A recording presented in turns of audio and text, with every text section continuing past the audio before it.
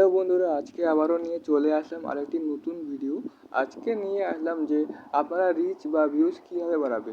আপনারা অনেকেই ভুল করে থাকেন যে আপনারা নিজেই পোস্ট করেন, সেখানে আবার নিজেই প্লে করেন। যদি আপনি এই কাজটা করে থাকেন তাহলে কিন্তু অবশ্যই আপনার রিচ বা ভিউজ কমে যাবে। সেই জন্য আপনাকে একটি সেটিং অন করতে লাগবে। তার জন্য প্রথমত আপনাকে ফেসবুক ওপেন করতে লাগবে। ফেসবুক ওপেন করার পর আপনারা হয়তো দেখতে পাচ্ছেন থ্রি ডটে ক্লিক করবেন, ঠিক আছে। থ্রি ডটে ক্লিক করার পর আপনারা দেখতে পারবেন সেটিং বলে অপশান। সেটিংয়ে ক্লিক করবেন। সেটিংয়ে ক্লিক করার পর একটু নিচে চলে আসবেন, ঠিক আছে। একটু নিচে আসার পর আপনারা হয়তো দেখতে পারবেন একটি অপশান, যেমন কি মিডিয়া, ঠিক আছে। মিডিয়াতে ক্লিক করবেন। মিডিয়াতে ক্লিক করার পর আপনারা হয়তো দেখতে পাচ্ছেন অটো প্লে, ঠিক আছে। অটো প্লেতে দেখতে পাচ্ছেন যে তিনটি আছে অপশান, যেমন কি on mobile data and wifi, তারপরে অন ওয়াইফাই অনলি, তারপরে নেভার অটো প্লে ভিডিও।